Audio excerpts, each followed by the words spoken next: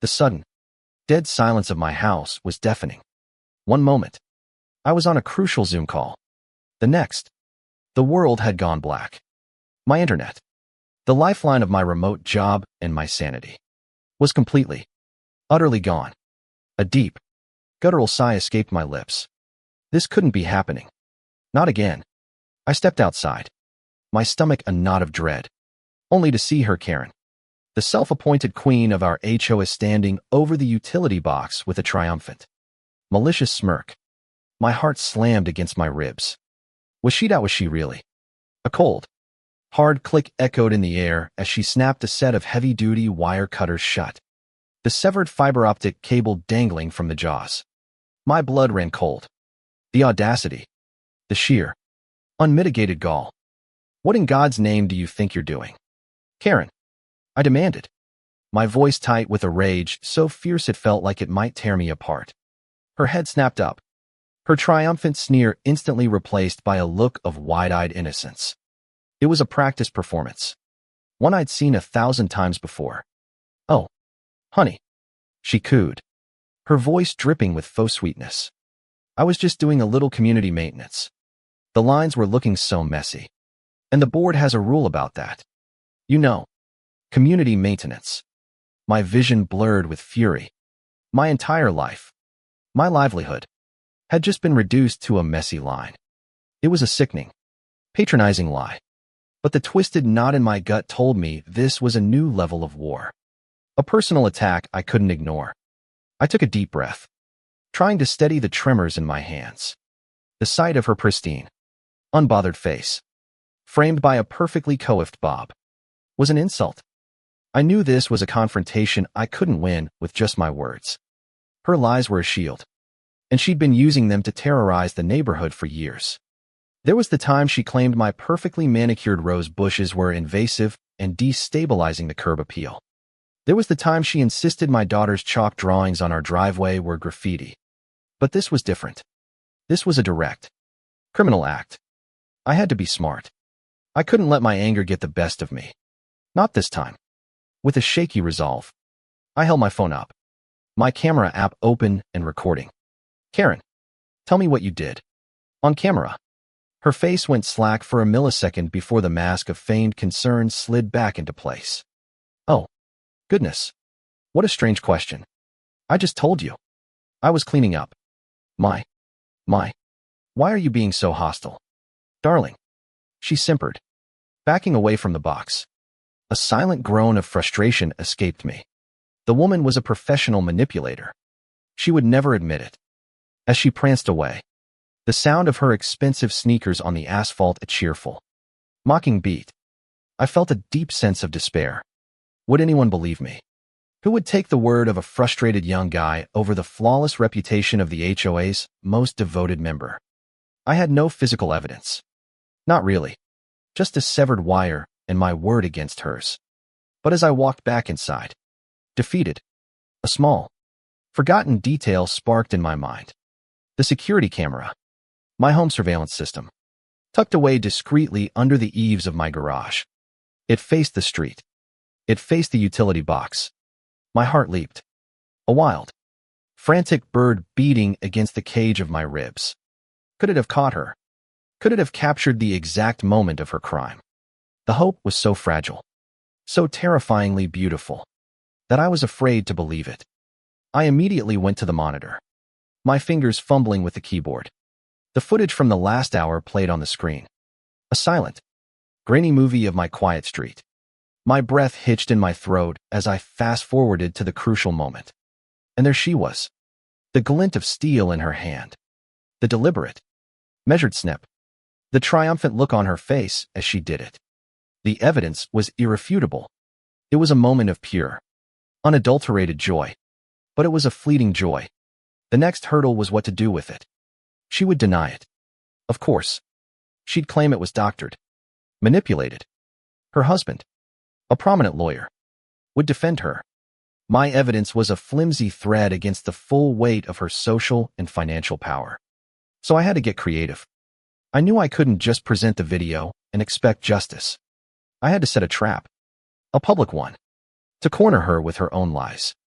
I called an emergency HOA meeting, citing a serious and urgent matter concerning the community's infrastructure. The air in the tiny, stuffy community center was thick with anticipation. Karen, of course, was there, perched on the front row, looking like a vulture ready to pounce. Her gaze was icy, sharp. She knew something was up.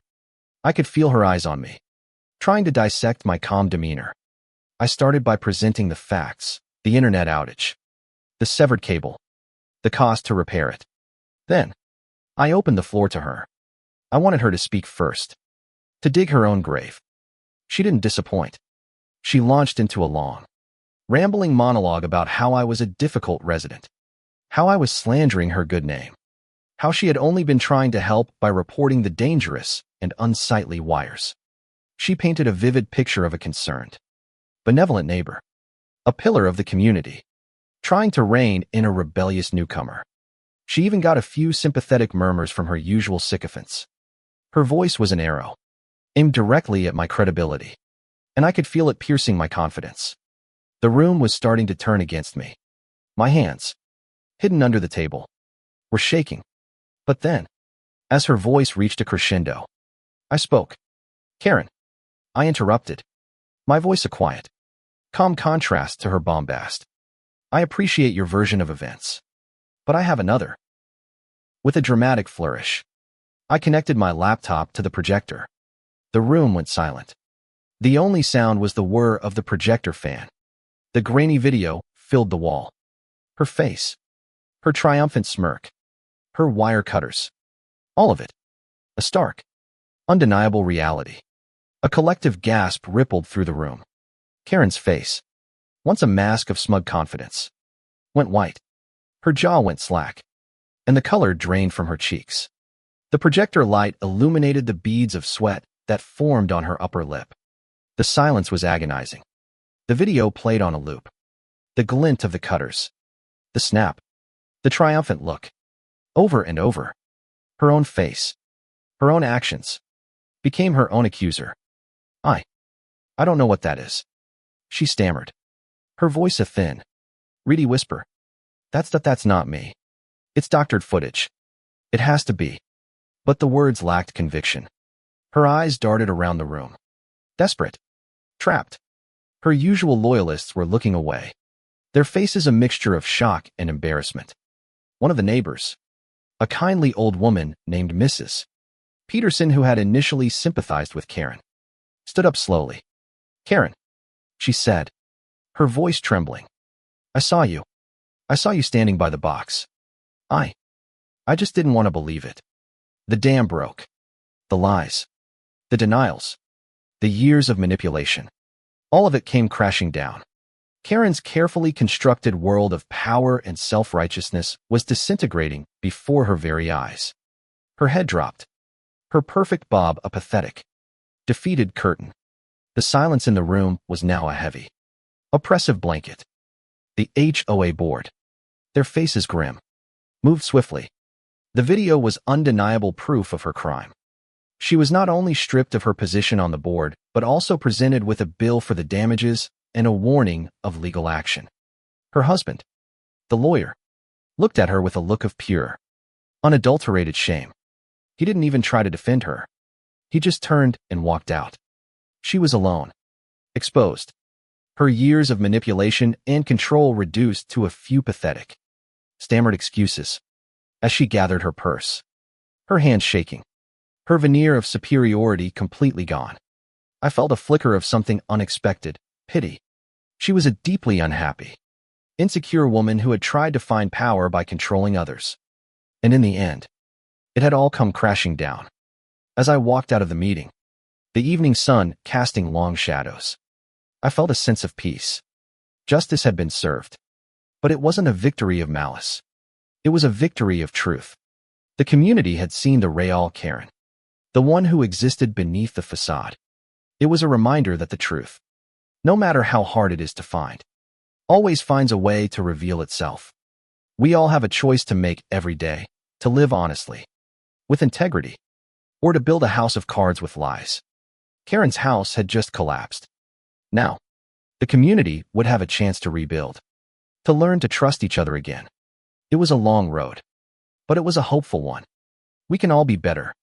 We can all choose to live in the light, not the shadows.